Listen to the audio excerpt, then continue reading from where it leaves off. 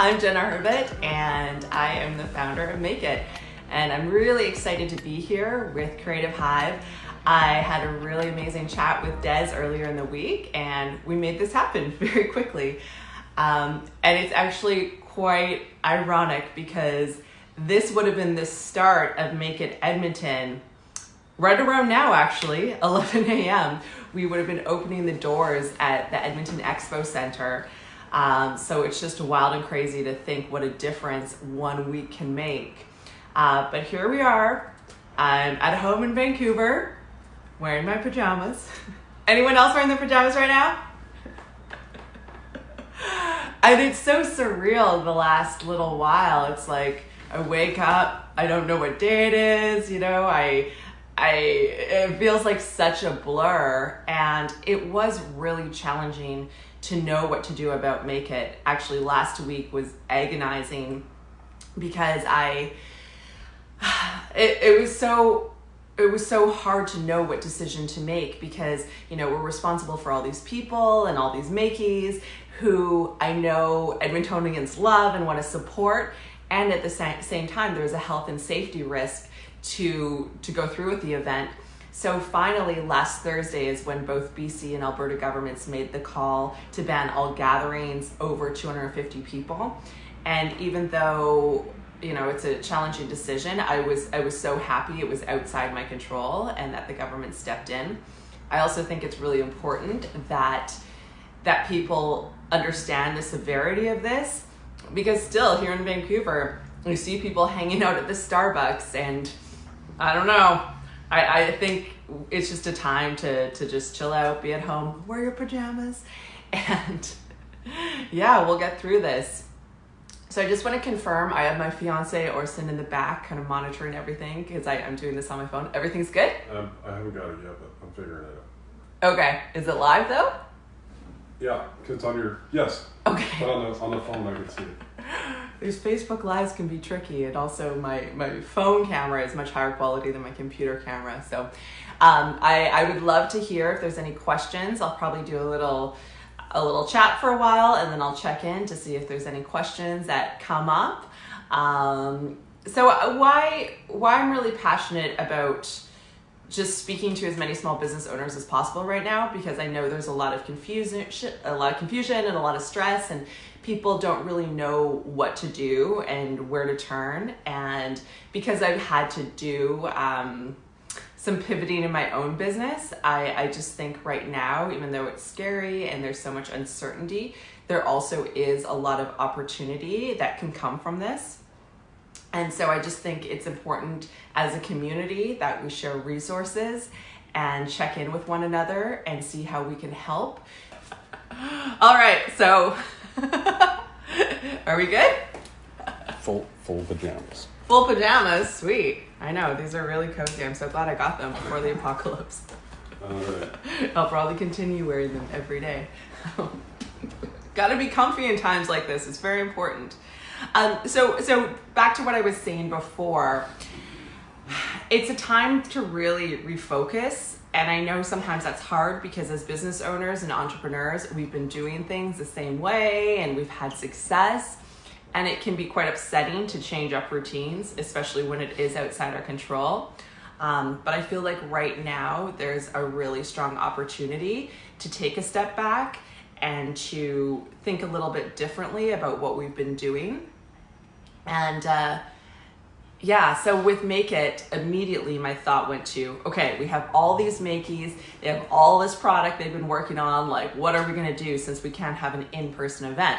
And I thought immediately, we got to take everyone online as fast as possible.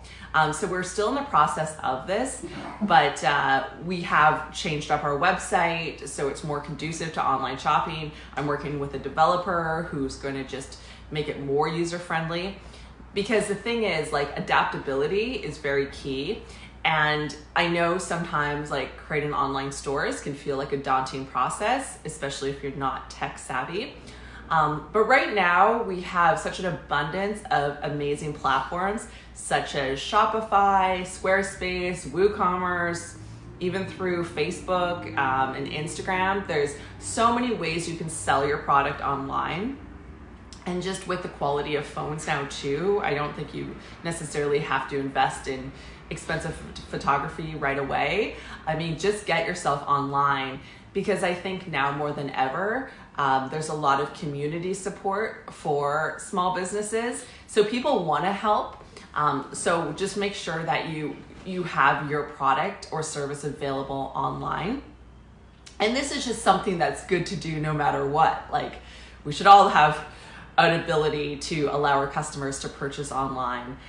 So sometimes it takes really, really tragic situations to kind of force us in the right direction.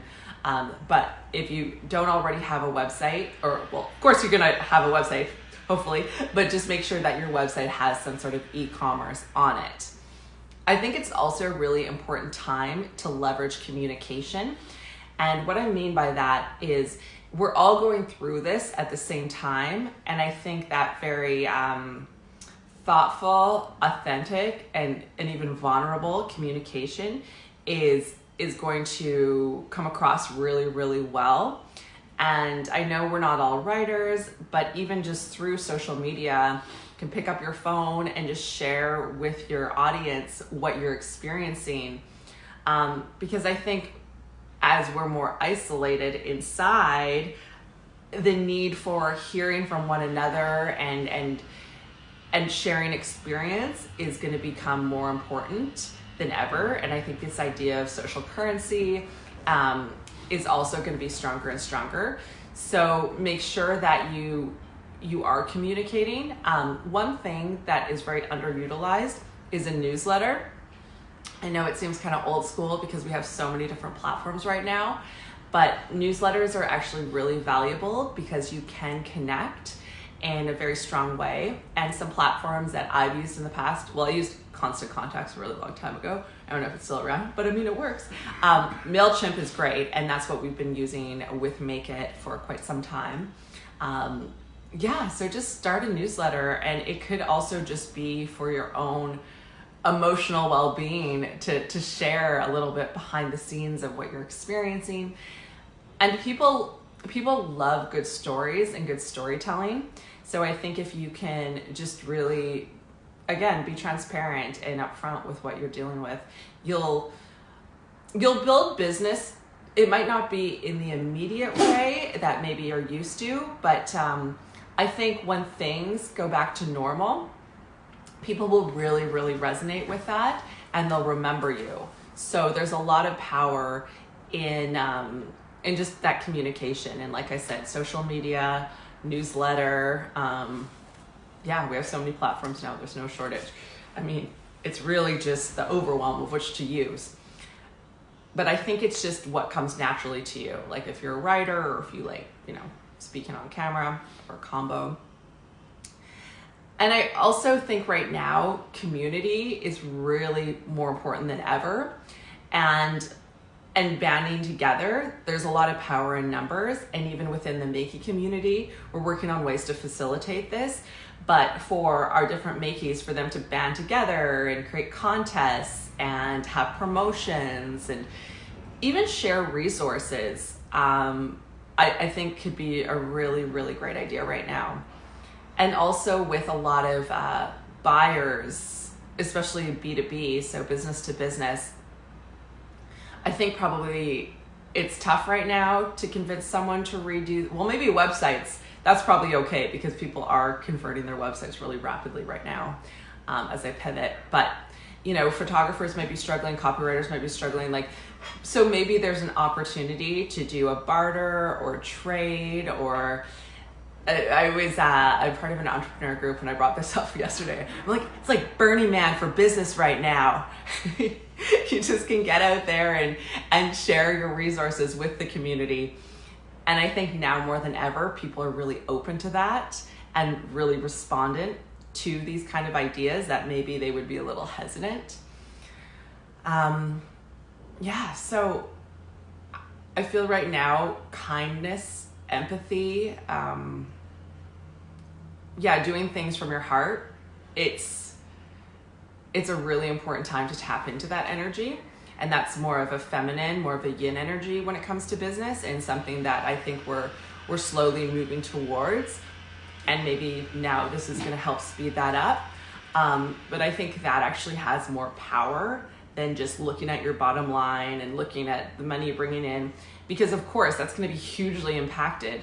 Like having to cancel 2 spring shows, that was huge for Make It. And if I dwell on that, the money that we lost, and just within our community collectively, how much money all the Makeys would have lost, it's awful. And it's just, a lot of that's just not recoverable. But I think as being a creative person, and if you're tuning in to the Creative Hive, chances are you're a more creative entrepreneur anyways. I think right now it's such an important time to tap into that creative energy. And that, when you look at the energetics behind it, that is a different frequency than stress and being glued to the news and having that fear and worry. It's just a different feeling within your body. And I feel like it's almost impossible to be in chaos and be creative. Creativity actually takes a lot of space and slowness and allowing.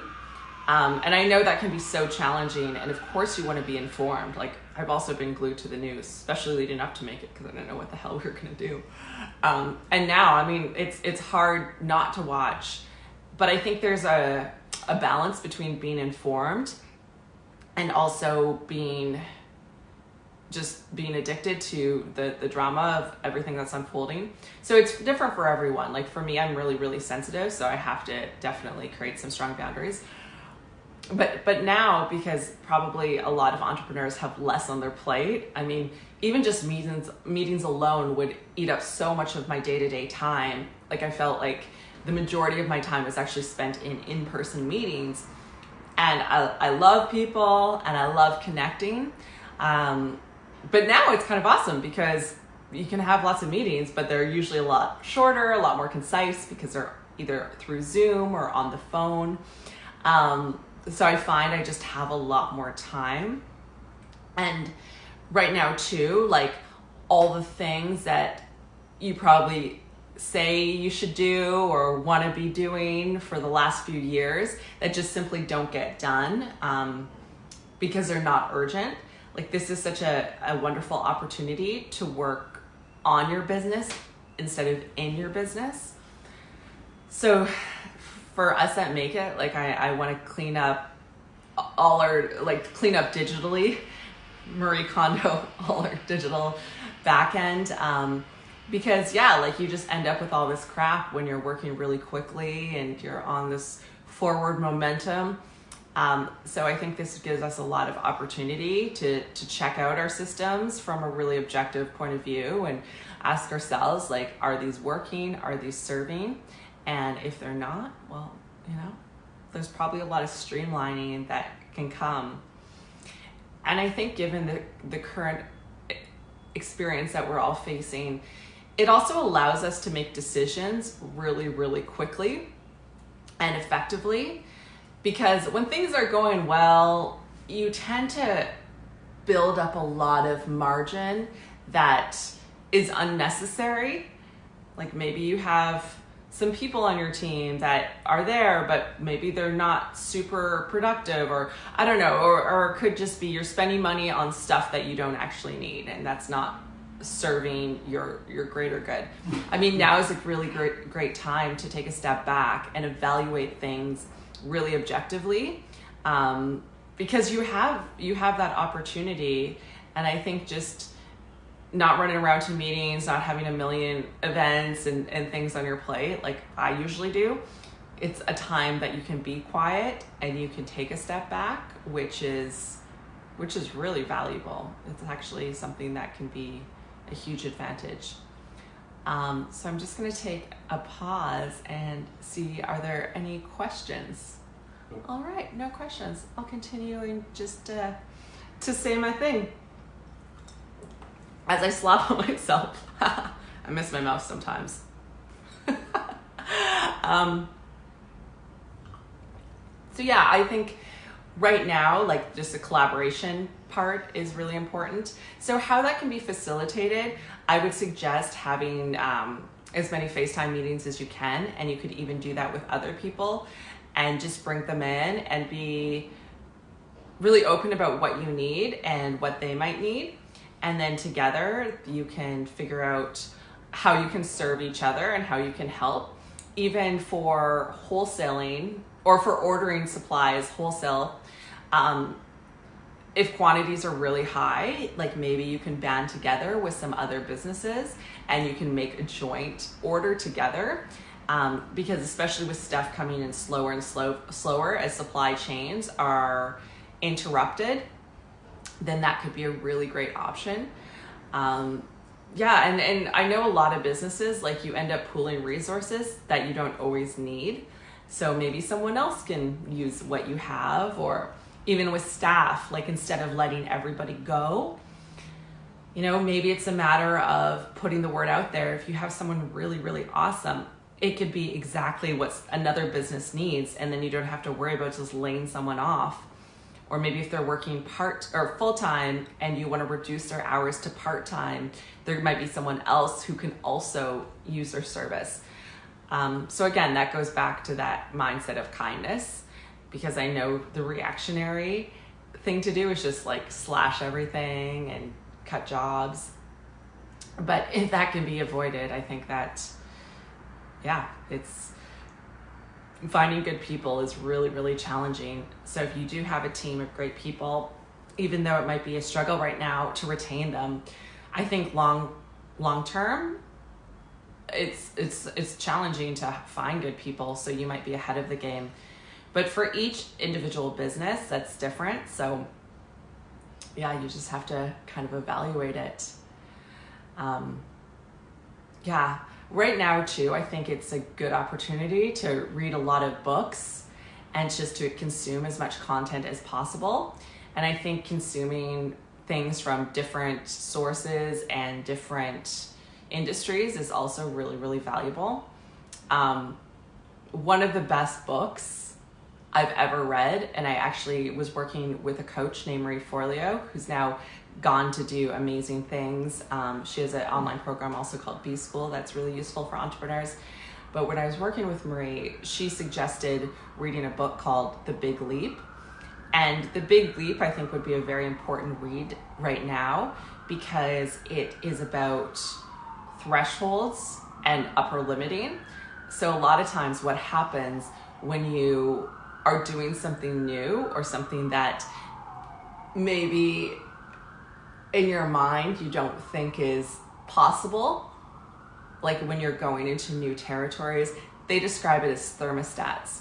So when you're up leveling and you're getting to the higher thresholds of your preset thermostat, a lot of times there will be some self-sabotage that happens to bring you down to a place that feels more familiar.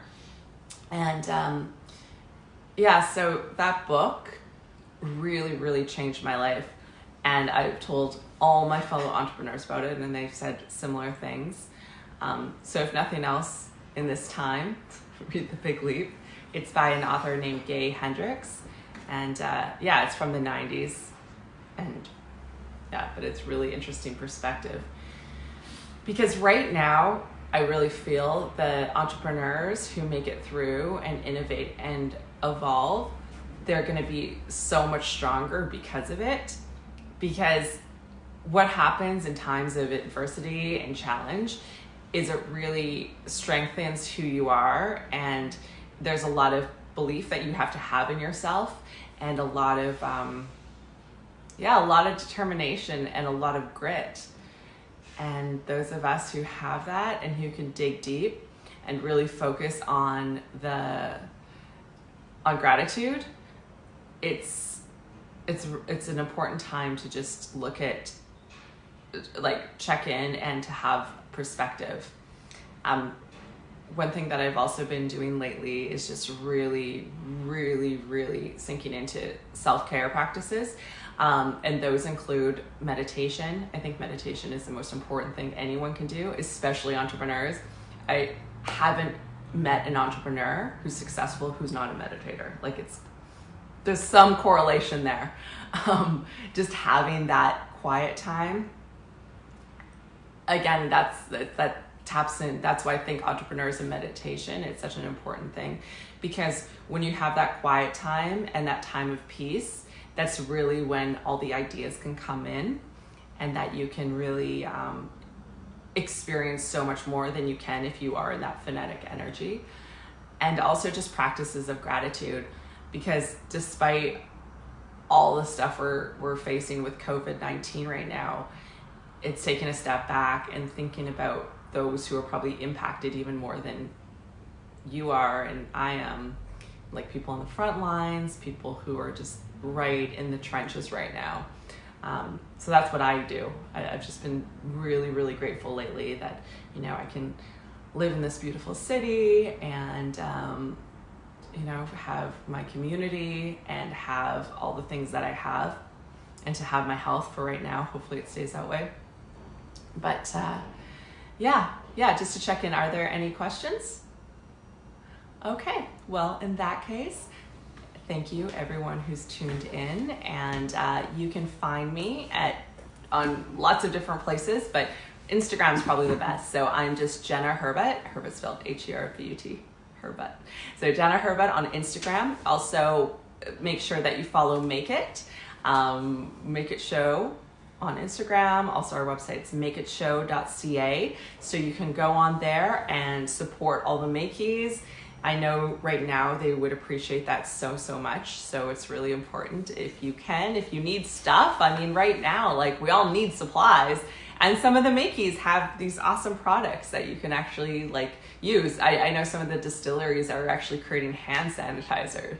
So I think that's pretty innovative. So if you need hand sanitizer, food, soap, go to makeitshow.ca. And thank you so much for tuning in, and hopefully see you at the holiday Make It Show, which is in November in Edmonton, and then we have our Vancouver show in December. So stay safe, and I hope to keep in touch. Bye.